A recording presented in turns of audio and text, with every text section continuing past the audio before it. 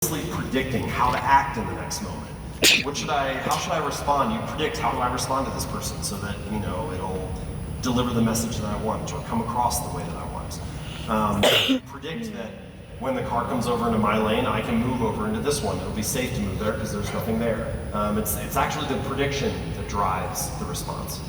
So, as I mentioned, the second law is to make your habits attractive. Let's talk about some ways to do that. And I want to do that with a quick little story about this guy, Victor Hugo. So, Victor Hugo, famous French author, wrote Les Mis, Hunchback of Notre Dame, a variety of other famous works. And when he signed the book deal for the Hunchback of Notre Dame, he was faced with this interesting dilemma, which is he signed it and they just procrastinated for a year. So he signed the deal, he had friends over for parties, he went traveling, he went out to dinner, and eventually his publisher got wind of this, and they're like, all right, dude, you've blown a whole year. Like, listen, we're gonna lay down an ultimatum. Either finish the book in 6 months, or we're gonna cancel the deal. So Hugo, as the story goes, he brought his assistant into his chambers. They gathered up all of his clothes, put them in a large chest, and put a lock on the chest and took them out of the house. The only thing that he was left with was this large, shawl. And so suddenly, he had no clothes that were suitable for entertaining guests, no clothes that were suitable for going out and traveling, no clothes that were suitable for going to restaurants. And he basically put himself on house arrest. And it worked. He wrote the book in 5.5 months. Hunchback of Notre Dame was published 2 weeks early, in February of 1831. This strategy that Hugo used, this is what scientists call a commitment device. So a commitment device is any choice that you make in the present, like locking up all of my clothes, that forces your hand in the future, shapes your action in the future, right? So as some examples, if I want to cut down on calories, then when I go out to eat, I'll ask the waiter to box up half the meal before they serve it to me, right? If they brought it out and I was like, oh, I'll just eat half, that would never work. If you find that you use your phone as your alarm clock, and then you wake up in the morning and you turn off your alarm, then the next thing that happens is your phone gravitates to Instagram or email, and suddenly you're scrolling and you haven't even taken a step yet, and you want to avoid that, then you could charge your phone in another room, like the bathroom or the kitchen or something like that. That's a commitment device, a choice you make in the present that locks in your behavior in the future. Next morning, you won't be looking at your phone. Automatic savings deposit, that's an easy one. Direct deposit, things like that. A choice you make once automates it every day in the future, every pay period in the future. Even prepping meals on Sunday, even if you just cut up a bunch of fruits and vegetables, it's a choice you make now that makes it easier to eat healthy on, say, Wednesday night when you're tired and exhausted from a long day at work. So these commitment devices, I think, can be helpful. They change how attractive a particular habit is to you. So let me give you one more example before I get to the social media piece. Let's say that you go to bed tonight and you think, all right, tomorrow's the day. I'm gonna wake up early, I'm gonna go for a run at 6 a.m. 6 a.m. rolls around and you're like, my bed is warm, it's cold outside, I kind of feel like staying here. But if you rewind the clock and you text a friend and you say, hey, let's meet at the park at 6:30 and go for a run. Well, now 6 a.m. rolls around and your bed is still warm and it's still cold outside, but if you don't get up and go for a run, you're a jerk because you leave your friend there all alone, right? And so suddenly that commitment device has changed the equation in your mind about how attractive that habit is to you. Previously, going for a run at 6 a.m. was unattractive and you didn't have the motivation to get up. Now, it bears a cost if you sleep in. So you and this is something that's true about habits often, that they're like two sides of the same coin. You both simultaneously made it more attractive to run and less attractive to sleep in. So that's one of the purposes that commitment devices serve, and I think helps illustrate the point about that I'm trying to make about how habits can become more attractive. Now, you can also do something like I did when I was writing Atomic Habits, I got, I don't know, maybe a year, 14 months in or so, and I realized, okay, I'm coming up on the deadline and I'm not making a lot of progress, and if I don't get my act together, I'm gonna totally miss this and blow it. And so I realized I was spending way too much time on social media. So we came up with a plan. Every Monday, my assistant would log me out of Facebook, Twitter, and Instagram, reset all the passwords. I would work all week. On Friday, she would send me the passwords. I could log in over the weekend, and then on Monday, we would do it all over again. And that was how I spent a year and a half of my life, every week resetting the passwords so that I would be locked out. But that commitment device, that strategy, was able to force my hand to make sure that my habits kind of, stayed in the zone that I needed them to be in to finish that project. All right, so I don't have as much time to go into this element as I would like because so when I wrote the book, I think chapter 9 is about the influence of family and friends on your habits, and the social environment plays a crucial role. And obviously, I knew it was somewhat important, I wrote a whole chapter on it, but this is one of the areas that I think after the book has come out, I now believe it's even more important than I thought it was when I was writing it. The social environment drives so many of our choices and habits and behaviors on a daily basis. It's almost like a fish swimming in water. You're so surrounded by it that you don't even notice it a lot of the time. For example, you have a job interview and you wear a dress or a suit and a tie or something nice. There's no reason you have to do that. There's no reason I have to be up here dressed like this. I could be in a bathing suit right now, but I'm not.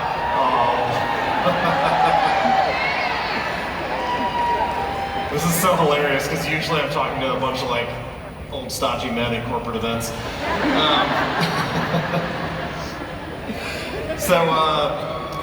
Social norms drive that choice, right? It would be weird to be in a bathing suit in front of you all, and so instead, you wear a suit.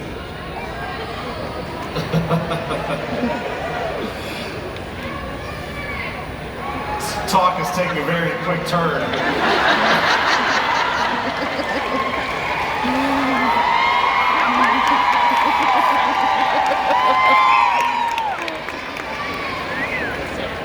I gotta get the recording of this for my wife.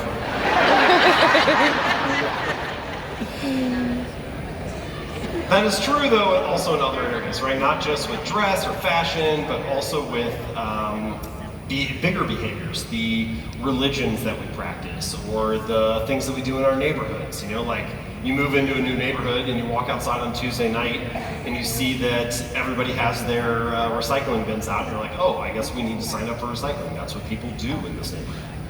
And so the social environment, the social norms are always kind of nudging us and shaping us in certain ways. And I think the one punchline that I'll offer, as I said, I don't have enough time to get into it, or as much time as I'd like, is that no matter what habit you're trying to build, you want to join a group where your desired behavior is the normal behavior. Because if it's normal in that group, then it's going to become much more attractive for you to stick with it over time. Honestly, why are all of you here right now? It's cool to hang out with other people that are also building the same businesses, interested in the same things, supporting the same goals, right? This is one of the things that community, wherever we get it, whatever groups we get it in, it's one of the things that it provides for us. It makes those habits attractive to perform day in and day out because we get respected for it, we get praised for it, we feel like we belong because we do those things. That's what ritual does for us. So the social environment is a crucial factor as well. And I think whether we're talking about physical environment, which we've already talked about previously, or social environment, I've never seen someone consistently stick to positive habits in a negative environment. You can maybe do it for a little while, if I have a home office, so if I walk downstairs and I see a plate of cookies on the counter, maybe I won't eat them the first time I go into the kitchen, but at some point, I'm down there 10 times a day, I'm gonna eat them, right? You can't resist the environment for that long. And that's true for all of these different elements. All right, let's talk about the third law, response. So the third law of behavior change is to make it easy. This is a picture of Twyla Tharp. She's a famous dance choreographer and instructor, winner of the MacArthur Genius Grant. She has basically spent her whole career touring different shows on Broadway and around the world and doing various choreography for these events. And she's also a huge fan of habits. So I'm gonna read a quote to you from her real quick. She says, "I begin each day of my life with a ritual. I wake up at 5:30 a.m., put on my workout clothes, my leg warmers, my sweatshirts, and my hat. I walk outside my Manhattan home, hail a taxi, and tell the driver to take me to the Pumping Iron Gym at 91st Street and 1st Avenue, where I work out for 2 hours. The ritual is not the stretching and weight training I put my body through each morning at the gym. The ritual is the cab. The moment I tell the driver where to go, I have completed the ritual. It's a simple act, but doing it the same way each morning habitualizes it, makes it repeatable, easy to do. It reduces the chance that I would skip it or do it differently. It's one more item in my arsenal of routines and one less thing to think about. All right, so let me just step back for a second and come back to what I mentioned previously, like the actual definition of a habit, okay? So the definition of a habit, or the technical definition, is a behavior that's been repeated enough times to be done more or less automatically. Okay, you brushing your teeth, tying your shoes, unplugging the toaster after each use, like things that you do so quickly you don't even think about it. But we often use the word habit to mean things that you just use it in a different way. You might say something like, I want to get in the habit of going to the gym every day, or I want to get in the habit of writing each day. And I know what you mean when you say that, right? You mean I want to make it a repeatable thing. I want to make it a practice, a ritual, a routine that I do each day. But take writing, for example. Like, writing is one of the most effortful things that you can do. You're thinking very carefully about which sentence to use and what word to use and should I cut this paragraph and so on. Like, you're never just going to go on autopilot the way that you do when you're tying your shoes. And so how do we match those two things? How do we match the fact that, like, for many of our goals, we need to do this conscious routine, this effortful practice, yet we also want to make it a habit, which is something that's like automatic. And I think that Twyla Tharp is providing an answer here. So it's what she says when she says, the ritual is not the gym, it's the cab. The point is, you can make the first action mindless. You can make the first action automatic. You can make the first action habitual. And if you do that, if you kind of treat your habits as like the entry point, not the end point, they're kind of like this on-ramp to your behavior. And if you make that on-ramp habitual and easy to do, then all of a sudden it becomes easier to do the more consistent or difficult or effortful thing day in and day out as well. So I like to refer to those little entrance ramps, those little moments, those entry points as a decisive moment. And to give you an example, so like each morning, there's this moment that kind of determines how the rest of my day, or at least how the rest of my morning is gonna go. So it's like, I don't know, 9 a.m. or so. And I open up I do one of two things. Either I open up Evernote and I write the article or start working on the article that I'm gonna do next. Or I go to ESPN and I check the latest sports news. And how that morning goes, how the next 45 minutes, for example, are spent, are really determined in like the first 45 seconds. Because if I go to ESPN, the next hour is pretty much shot. But if I start writing, then, you know, I get a sentence or two in and it's like, okay, I kind of have some momentum here, I know what I'm working on. And there are a lot of moments that are sort of like that throughout the day. Like another one, my wife gets home from work, it's like 5:15 or so. And either we change into our workout clothes and we go to the gym, or we sit on the couch and watch reruns of The Office and order Indian food. And both of those are good nights, but they're very different, and they're mostly determined by whether we change into our workout clothes or not. If we change clothes, the next 2 hours are like pretty much decided. We'll get in the car, we'll drive to the gym, we'll do the workout, we'll come back, like it's all pretty much done at that point. And so I think it's worth asking, what is the entry point to the habits that I want to build? What is the decisive moment that determines whether I kind of go down this path or go down that path? Where's that fork in the road? All right, so this I think is maybe how you can use habits to become an entrance ramp for the bigger routines in your life.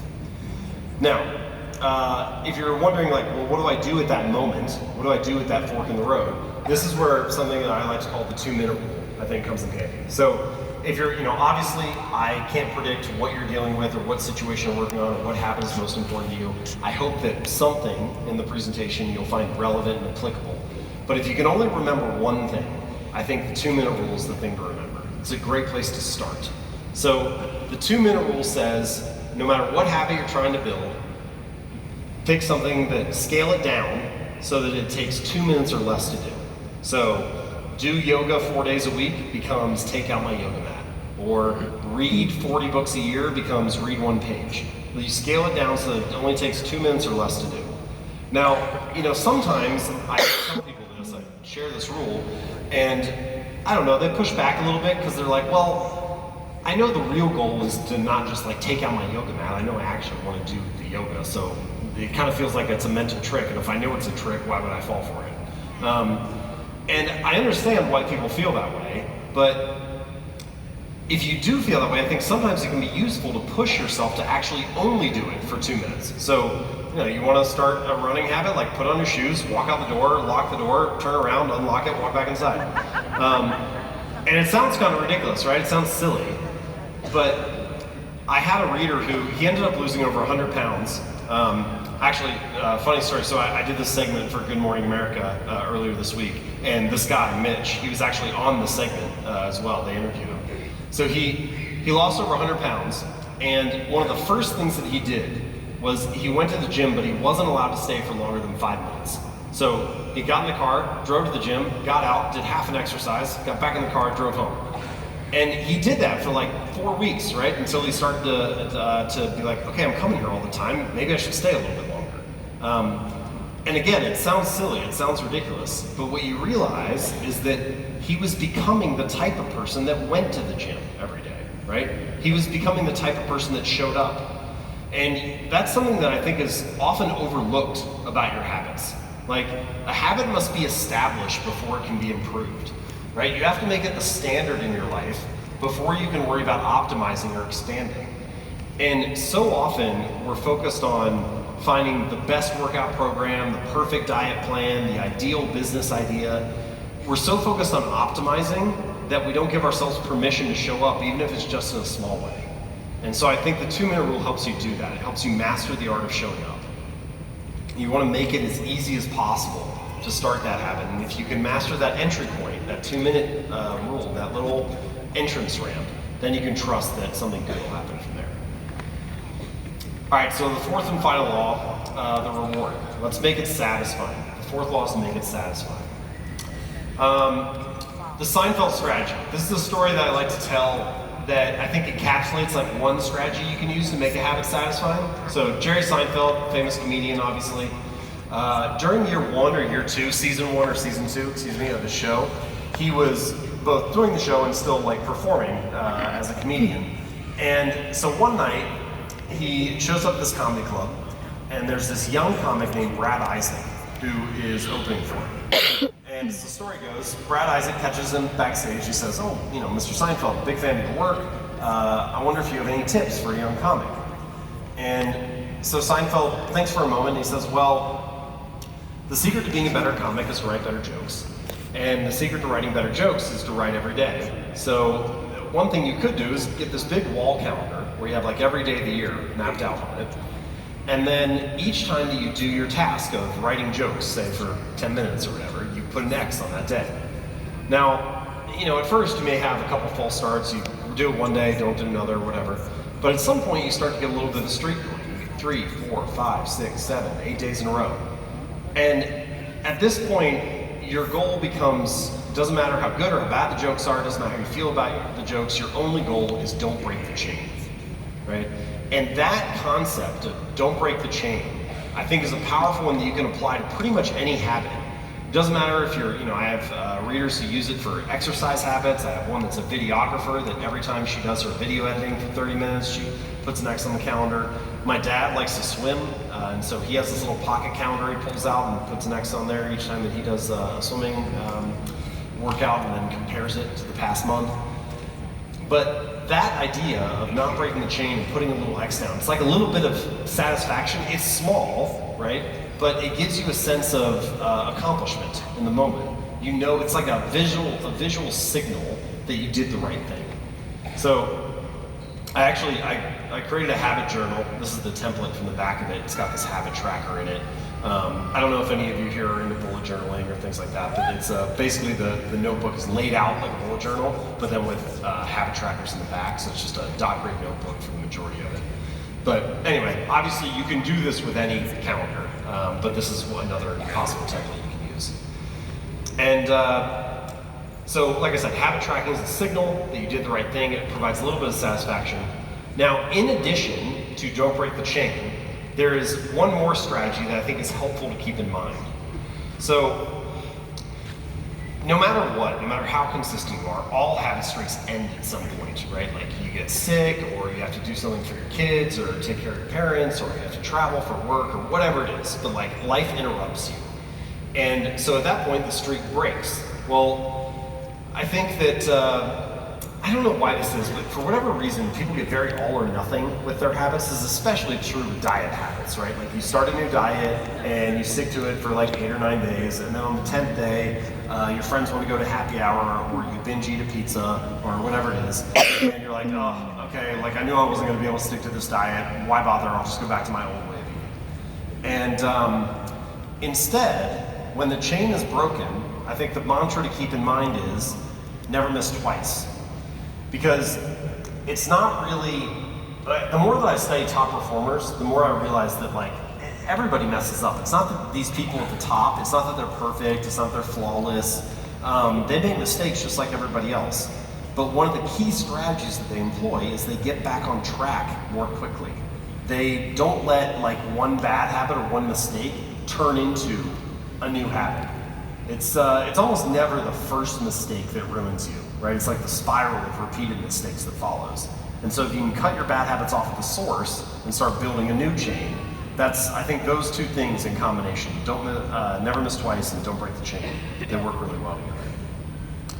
All right, so let me skip one slide here and just wrap up for you. So, recap: cue, craving, response, reward, right? 4 stages, 4 laws. Make it obvious, make it attractive, make it easy, make it satisfying. Again, if you want to break a bad habit, you just invert those. Make it invisible, make it unattractive, make it difficult, make it unsatisfying.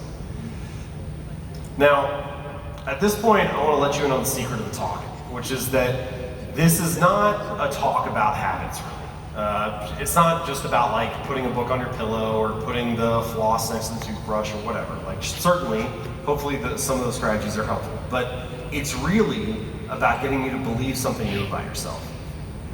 What do I mean by that? True behavior change is really identity change. It's looking at yourself in a new way. It's starting to change the story that you tell yourself, right? And this is a concept that I refer to in the book as identity-based habits.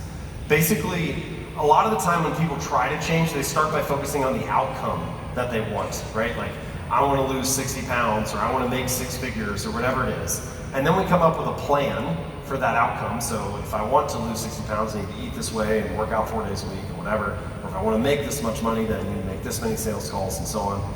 And so we have a goal, we have an outcome, and we have a plan for achieving it. But there's kind of, if you imagine this like the layers of an onion, there's sort of like a core, a center that people often overlook. And that's basically your identity, or how you see yourself. And so often people try to change their goals or change the plan, change the outcome, without changing how they view themselves underneath. And they end up sabotaging their plans because there's this conflict between how they look at themselves and what they're asking themselves to do. And you could describe it kind of like this. So imagine that I have like a cigarette and I'm gonna offer it to 2 people. And the first person says, oh no thanks, I'm trying to quit. And the second person says, oh no thanks, I'm not a smoker. Right? Like same thing, they're both turning down the cigarette, but the first person is identifying as someone who still is a smoker and is trying to be something else. And the second person is identifying as I'm no longer a smoker. That's not part of who I am. And that subtle shift, this is the kind of language you hear people talk about when they do change their habits for good. They'll say things like, oh, well, I'm a meditator. Or, yeah, going to the gym is just part of who I am now. I can't imagine not doing it. It's these identity-based statements that signal a real transformation. And so I think what you really want to focus on is that the goal is not really to read a book. The goal is to become a reader. The goal is not to run a marathon. The goal is to become a runner. And the goal is not to write a book. The goal is to become a writer. If you see yourself as a reader, a runner, a writer, a meditator, these are things, an entrepreneur, these are identities that you can use to hang, or that you can hang your habits on, that like give them something to root themselves in. So I think the best way to summarize this, to make it actionable, is to say that every action you take is like a vote for the type of person that you want to become. And this, I think, is the real reason that habits are so powerful. This is the real reason that they matter.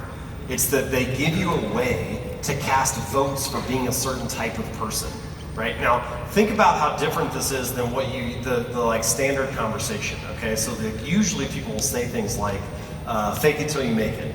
Now, I don't have anything necessarily wrong with like fake it till you make it. Like I don't think there's anything wrong with believing something positive about yourself. But fake it till you make it is asking you to believe something about yourself without having evidence for it, right? And we have a word for beliefs that don't have evidence. We call it delusion. You know, at some point, your brain doesn't like this mismatch between what you're telling yourself you are and what you're actually doing. And so what I'm saying, what I'm recommending is the opposite strategy, to let the behavior lead the way, to let the habit drive the belief. Start with a small habit, one push-up, reading one page, writing one sentence, and let that provide evidence, let that cast a vote for being a new type of person. And eventually, if you build up enough votes, you build up enough evidence, then you start to believe it about yourself. So again, if you want more about all this, the book's called Atomic Habits. You can see the stats and so on there. I won't bore you with that. But I've only been able to cover remarkably a small sample of what's in there. I hope that even if you don't read the book, you found this presentation useful and applicable, but I can guarantee you there'll be a lot more examples and ideas that are also in there. And so I want to leave you with one final thing, which is a question I often get asked, which is like, well, how long do I have to do this stuff, right? Like, how long until it becomes a habit? And you hear all kinds of things, 21 days, 30 days, 66 days. There was one study that showed that on average it took about 66 days, but even in that study, the range was quite wide, from like 3 weeks for drinking a glass of water to 8 months for going for a run each day. So I don't think it really tells you very much. But the honest answer to how long does it take to build a habit is forever. Because if you stop doing it, it's no longer a habit. And I say that because we need to realize that habits are not a finish line to be crossed. They're a lifestyle to be lived. And I think if you embrace that idea, then you start to see the meaning, the purpose, the importance in making small changes and making tiny improvements and trying to achieve change in a non-threatening, sustainable way. So with that, I'll just leave you with one final question, which is how can you get 1% better today? Thank you.